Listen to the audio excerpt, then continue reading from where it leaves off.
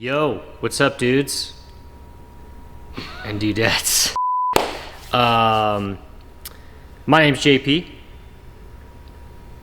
Let me just start this whole thing. I'm gonna, yeah.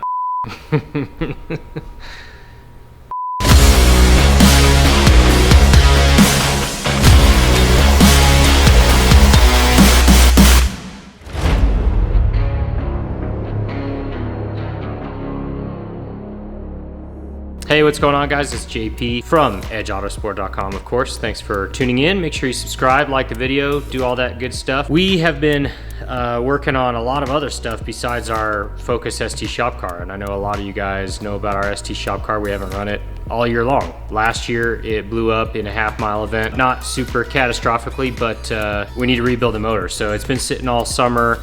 We've been working on this on our Project FC3 here the whole summer. It's kept us very, very busy, but and honestly, COVID has kind of kept me from just really wanting to take the Focus out and do a bunch of stuff. First of all, we can't take it out and do a bunch of stuff because a lot of stuff has been canceled, but also because COVID. So trying to just keep everybody safe and healthy. So haven't taken it out, haven't really made it a priority, but we are now. So it's early September as we shoot this video. I'm gonna kind of get a jump start on the build for the winter time, put this thing together and have it ready hopefully in the spring. It should definitely be ready by then, but just want to get it ready for the spring. We're gonna make some changes to the car, but just thought I'd show you kind of the state of the Focus, show you what we're bringing into the machine shop here locally, and just what we're gonna be building. So come on and join me.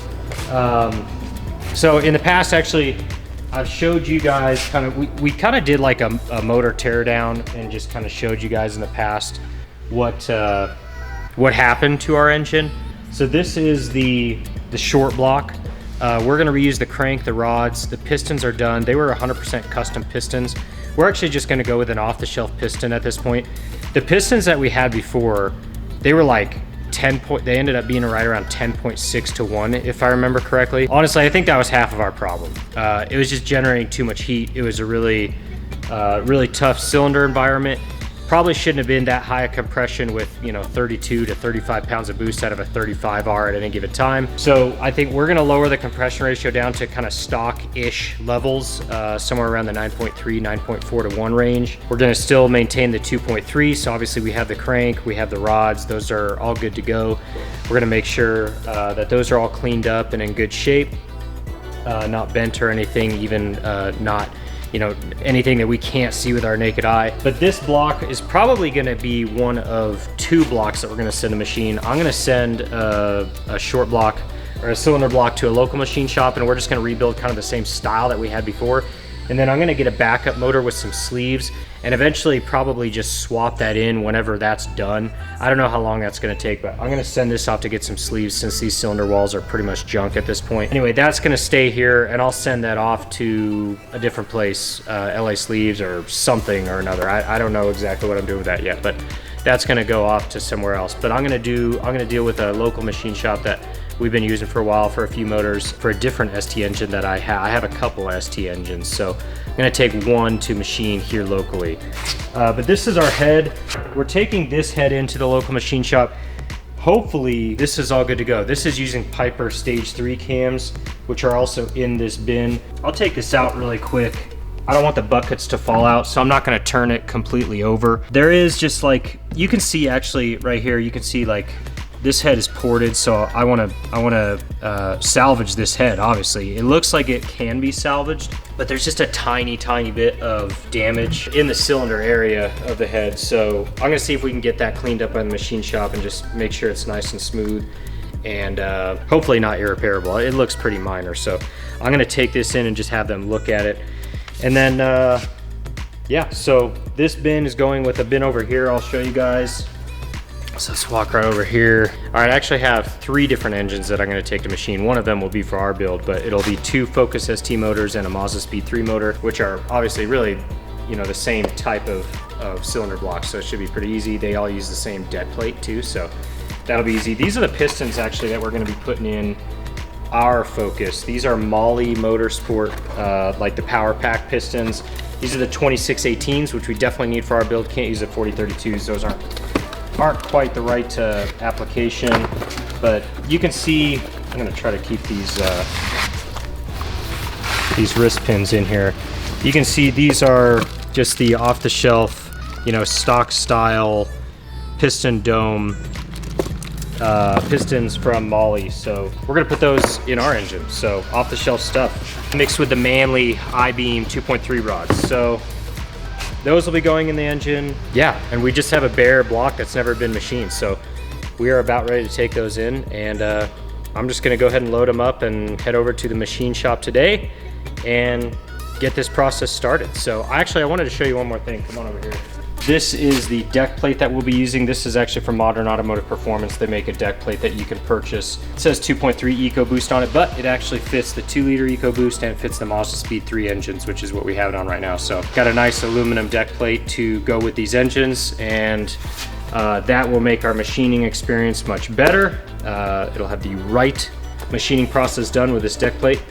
And yeah, so we're ready to take this thing in. Actually, I'm gonna go show you the car too and where that sits. Let's go. I'm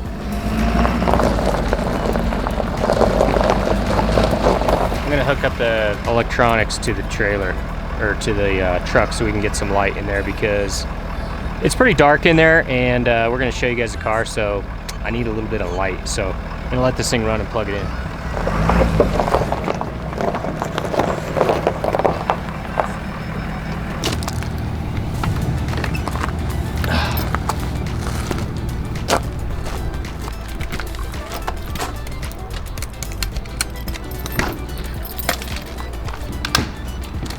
All right, about to see the long-term care patient.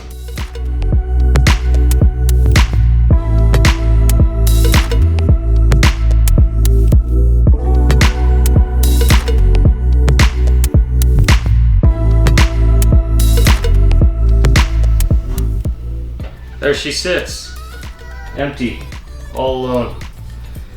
I feel bad, but I don't at the same time. This trailer's basically been like our storage facility for this thing for the last several months, almost a year. It's just been sitting here. We got all the intake stuff, catch can, you know, cowling, piping, exhaust stuff, ignition stuff. There's the turbo right there. Actually, the turbo, so here, I'll show you guys the turbo, because, you know, turbos are cool to look at. This is that CPE turbo kit.